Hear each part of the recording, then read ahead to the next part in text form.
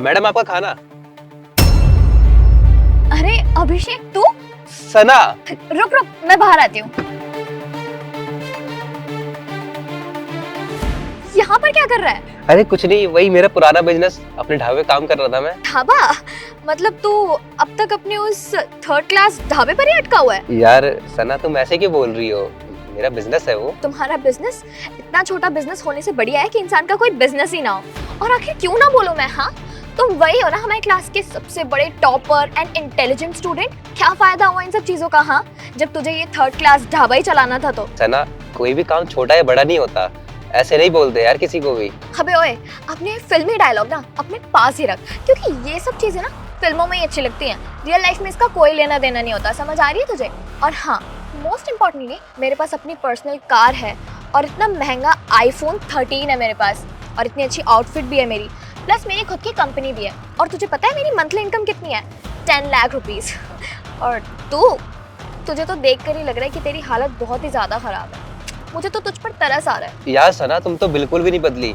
पहले भी लोगों को कपड़ों से जज करती थी और आज भी कपड़ों से ही जज करती हो। सना, इंसान के तन पे कपड़े कैसे भी हो, लेकिन इंसान का दिल साफ होना चाहिए। अबे ओए, अपनी ये बकवास बंद कर मेरे सामने, ठीक है?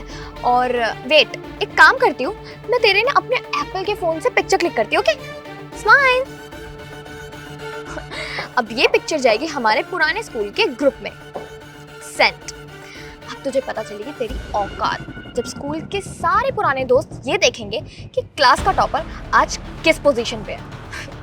खैर ये सब छोड़, अब बता तेरे इस ऑर्डर के पैसे कितने हुए? वो 80 रुपए हुए इसके। ओह, 80 रुपए? वेट,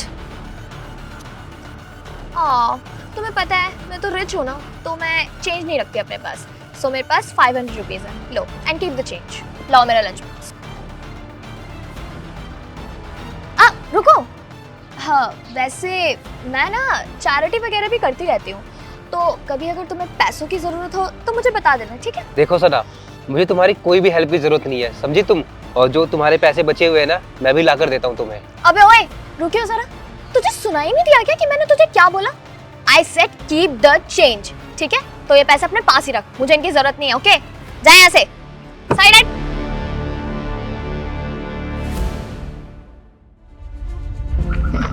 तुम ये सारी बिल्डिंग्स देख रहे हो नितिन?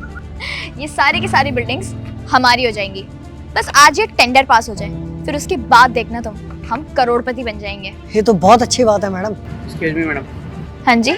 ये जो आपका टेंडर था वो कैंसिल हो चुका है। क्या? ये क्या बकवास कर रहे हैं आप? हाँ, अरे मेरी डील तो फाइनल हो चुकी थी और आज फाइनल मीटिंग थी हमारी। मुझे कुछ नहीं पता, वो सर आ रहे हैं, आप उनसे बात कर लीजिए, मैं चलता हूँ।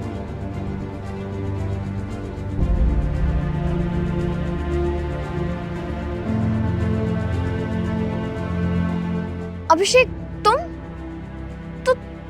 तुम हो इस कंपनी की न्यू कॉन्ट्रैक्टर? हाँ, मैं हूँ इस कंपनी का कॉन्ट्रैक्टर। ये कंपनी मेरी है। पर तुम्हारा तो वो ढाबा था ना? हाँ सना, तुम बिल्कुल सही कह रही हो। मैं उस ढाबे पे काम कर रहा था।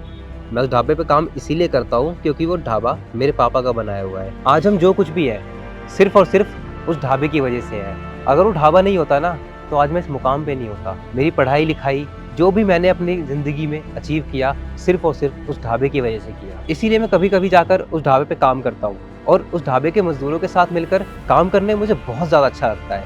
इसीलिए मैं उस दिन वहाँ पर गया था और इत्तेफाक से तुम मुझे वहाँ मिल गई।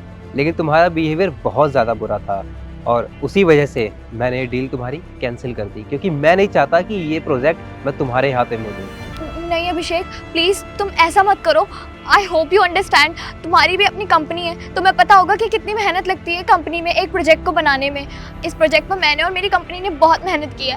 प्लीज इस तरीके से मेरी डील कैंसिल मत करो। है ना, जिस इंसान का बिहेवियर सही नहीं है ना, तो वो इस प्रोजेक्ट के लायक नहीं है। जैसे कि तुम इस प्रोजेक्ट के लायक बिल्कुल भी नहीं हो। चली जाओ यहाँ से।